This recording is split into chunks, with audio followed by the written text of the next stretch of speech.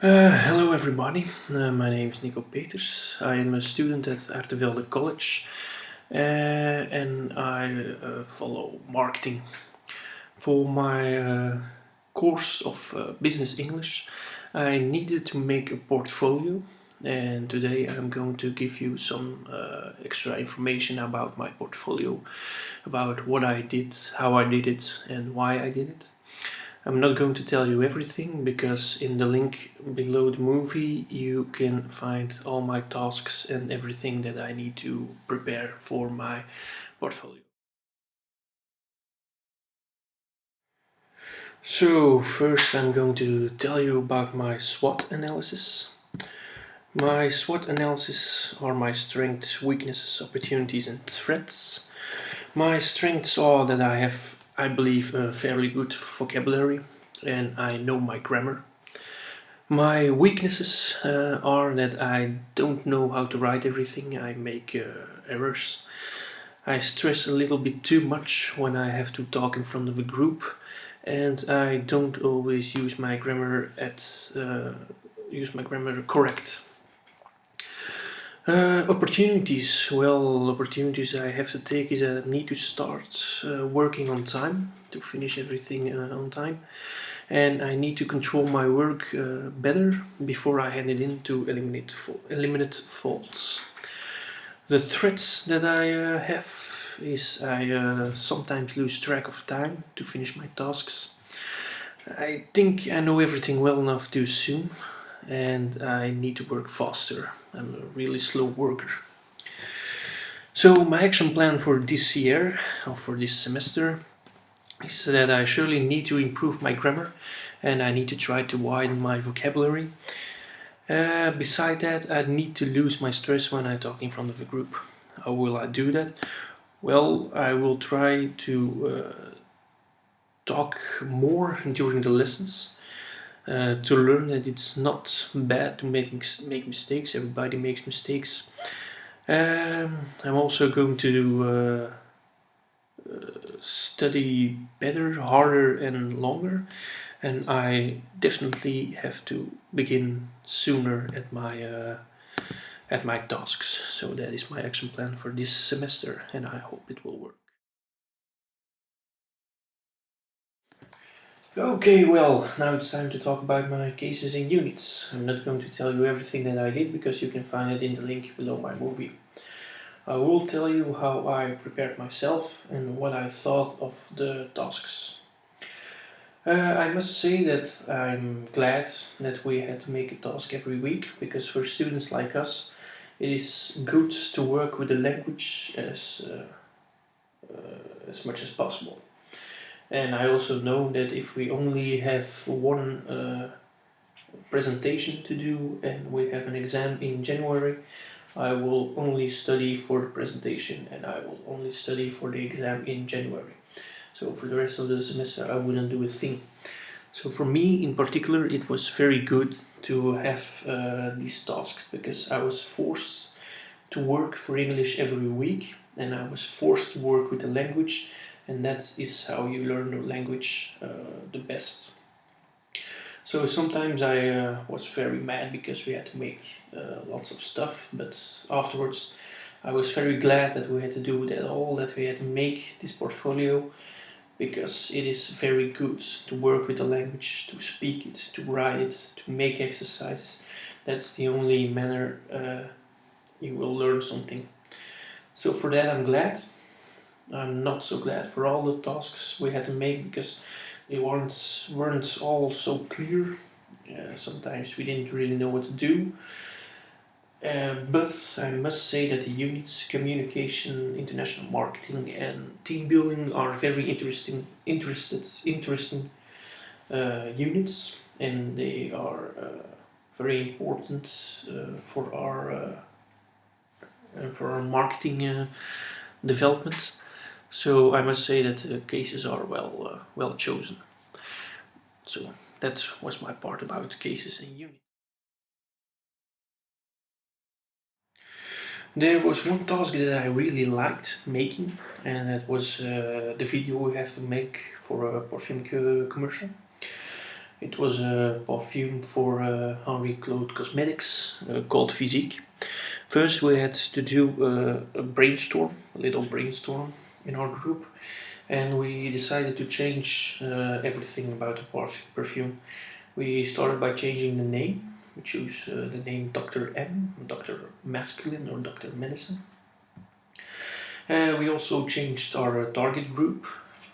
We target ages 20 to 30, so we also had to lower our price because that age group isn't capable of paying a lot of money for a perfume. We made also a brand new design, and we made sure that you could refill your perfume, so it lasts longer. Afterwards, we had to make a storyboard. For our storyboard, we chose a man who is alone. To start with, a man who is alone, who has no friends, all alone at the beach. Then we put in a picture of our perfume, and afterwards he was attacked by girls. Every girl liked him, every girl wanted him, and that was the objective of our commercial, that if you use our perfume, everybody, and especially the girls, will like you and they will hunt you to get you. That was something that I really liked making. It was also nice to work together in a group, to be creative, to make the video. You can find the link to the video in my portfolio.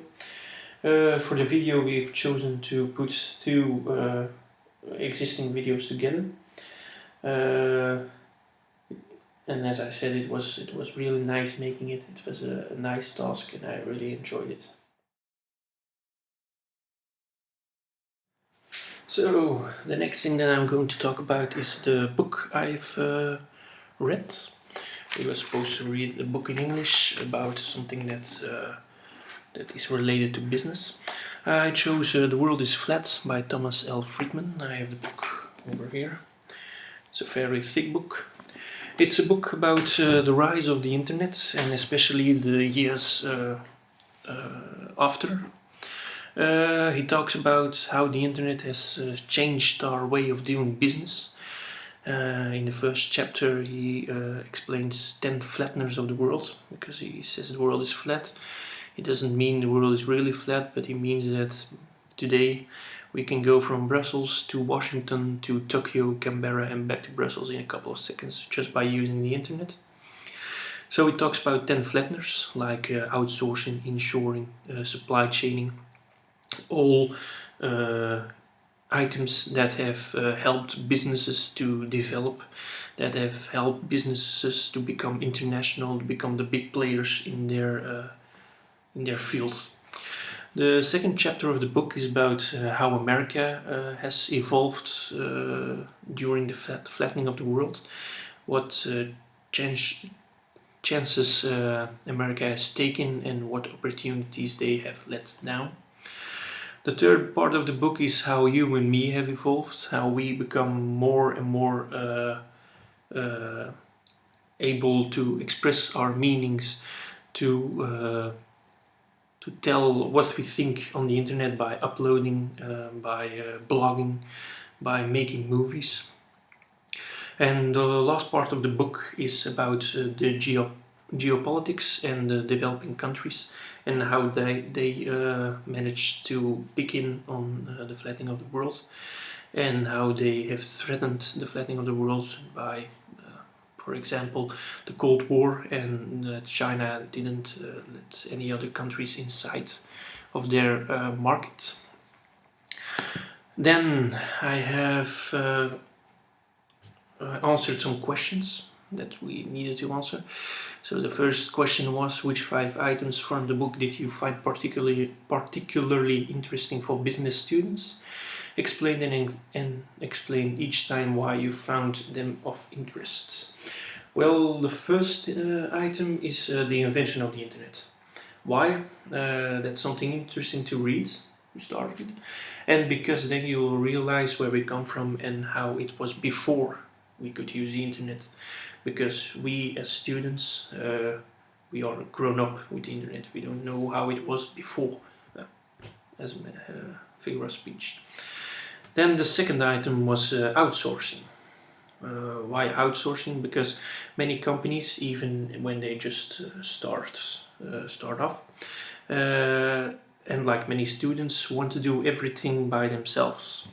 But nowadays, if you want to run and become an international company, I think you need to outsource some of your tasks.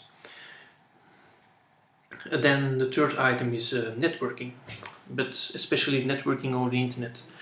Networking is something very important, but what many people forget is that you can network over the internet as well, and you can reach billions and billions of people just by making a blog, just by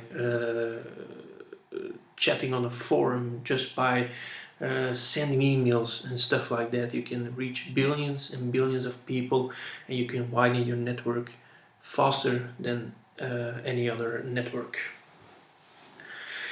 The fourth item that I find interesting is if it's not happening, it's because you're not doing it. Why have I chosen that item? Well, it is important in the business world today to adapt as soon as possible and not wait until everybody has adapted before you. You have to be the early adopter, you have to be remarkable, you have to be others than the rest. Because to find new things in the business market nowadays is very hard. Almost everything has been found already. You have to be the first, you have to be remarkable, you have to be others, you have to be different than the rest. The fifth item is uploading. Why uploading? We can upload almost everything, photos, blogs, everything. And it's important to have an identity in the world by being active on the internet. If you just stay at home reading books, not going on the internet, not put yourself out there, you will not get anywhere. Why? The second question we had to answer is, why should a manager read this book? Well, to be honest, it is a rather old book. It's written in 2006. My edition, the first edition, was 2004. But I think that everything that is inside here, and especially the first chapter about the 10 flatteners of the world, is still very important in the business nowadays, and it could still help managers to look different at their own business and to start thinking about what they could improve or what they could do better. And then there was a last question: was there any information in the book you disagreed with? Why? Well, it is the first time that I read something about the flatness of the world, about the rise of the internet, and about outsourcing and uploading and supply chain. So I didn't really know much about it, and I don't think that I'm in the right place to disagree with certain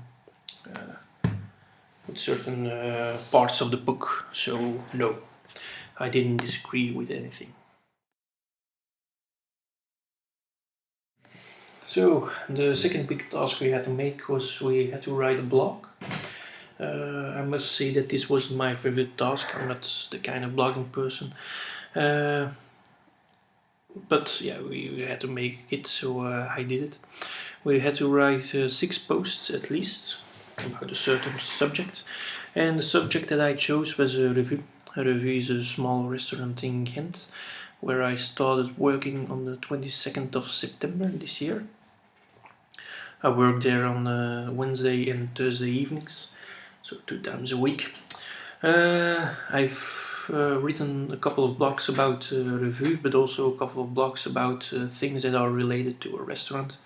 So one blog is about wine tasting, about wines, which wines that I love. And 2 blogs are about gin and tonic, something that is very popular nowadays. Everybody drinks it, everybody thinks they all know about it. So 2 blogs are about that. But I must say that this wasn't really my favorite task. You can find my blogs also when you click on the link in my portfolio.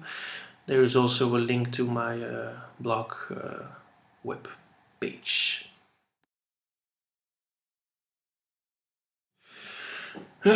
We also had to do some additional work, which we could choose ourselves. So I've chosen to read 2 articles and to view 1 movie. The first article that I've read was an article about a company who has decided to give their suppliers marketing space on their websites, because they think in the old days when a company only had physical shops, it was for the suppliers much easier to get the focus of the consumer to put out marketing strategies. But nowadays with the internet selling it is much harder, so they've decided that their suppliers could have marketing space on their websites to promote themselves. The second article that I've read is an article about brand names and why they've chosen that name, because we all know that if you want to have a successful brand, you have to have a name that is easy, powerful, that has it all. So they summed up 35 brands with their names, of course, and then they explained why they've chosen that name, and then you can see the link between the brand and the name. Like, for example, Nike, the sports brand, has chosen their name because of the Greek god Nico, and that was the god for victory. Then the movie that I've seen was a movie at TED, and it was a movie about how to get your ID spread, because because nowadays it isn't important how you manufacture your product or what the patent is of your product. Consumers don't care about that. They want to have something that is remarkable, that is new, that is others than the others, and it's important to spread your ID at the right way, to talk to the right people, and to make the right decisions. So that was a very interesting movie to see. Also an older movie because it was from 2003, but I think it's still very up to date. So that was my additional work. Okay, now it's time to evaluate my semester. I must say that I'm fairly happy about my semester. I did all the tasks except for minutes of the meeting, which is not in my portfolio. I'm also happy about the classes, and I'm very happy because we had a teacher that has the same opinion as I have.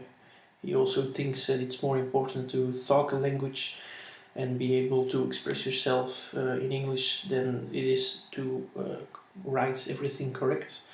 Because when you write something, you have on Google the grammar and spellings correctors, and if you have to write a letter when you're working in a company, you probably have someone who will read it after you and correct it for you. So I'm very glad that we had to talk a lot, that we had to make some interesting tasks like the video, and that we had to read a book, because when you read a book you have some difficult words, you have to try to understand, you have to look up, you learn new things, you learn new words, and you learn how the English language is written in America, in my case, because my book was from America. I'm also glad we had to make tasks every week.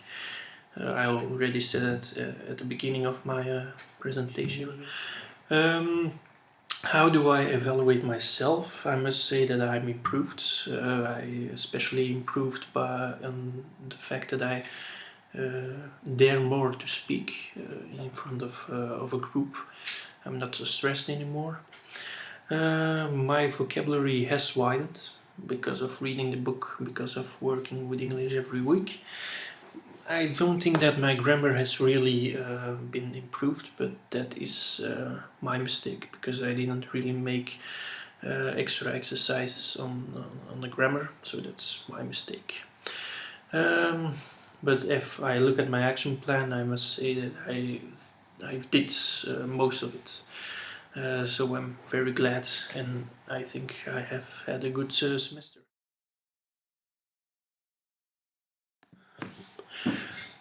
And do I have some suggestions? Yes, I do have two. Yeah, two. My first suggestion is that it all has to be more clear. There were tasks we didn't know what to do. For example, now when do we need to hand in our portfolio? It's not when you look at Dropbox, the portfolio document. There's no information about it. On Facebook, people are asking when do we need to hand in our portfolio, and everybody says, yeah, okay, I will take it next class with me. Take it with me next class. So that wasn't very clear. There was also one task in the portfolio document about a fact sheet about 2 countries for a new world market.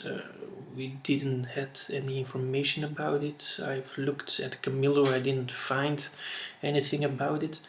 So I haven't made it because I just simply didn't know what I had to do. So that's maybe a suggestion for next year or for next semester, to be more clear about the facts, about the tasks that we have to do. And I do understand that we need to become more, and that we need to learn how to work by ourselves. But if we don't know what to do, it is pretty hard to make a task. Second suggestion is that maybe, although we had a fairly difficult class group, we didn't talk much, but maybe you need to try to push more. Sometimes it seemed that you weren't interested in us, that you were just teaching your lessons, and you had the thought of, yeah, if they don't want to learn it, their fault, I'm not going to do anything about it. Maybe next time you need to push us a little bit more. For the rest of the classes, I was very happy. I had a great time. I had some great moments at class. We had some great tasks. So overall, I'm very happy with how the course went. Okay, this video took slightly longer than I thought, but fine. I've explained everything to you about my portfolio. So this is the end of my video. Hope you enjoyed it. Hope you now understand why I made my portfolio and why I've done all my tasks, book reading, blog, and things like that. So, thank you for watching. Have a nice day and hope to see you soon. Bye.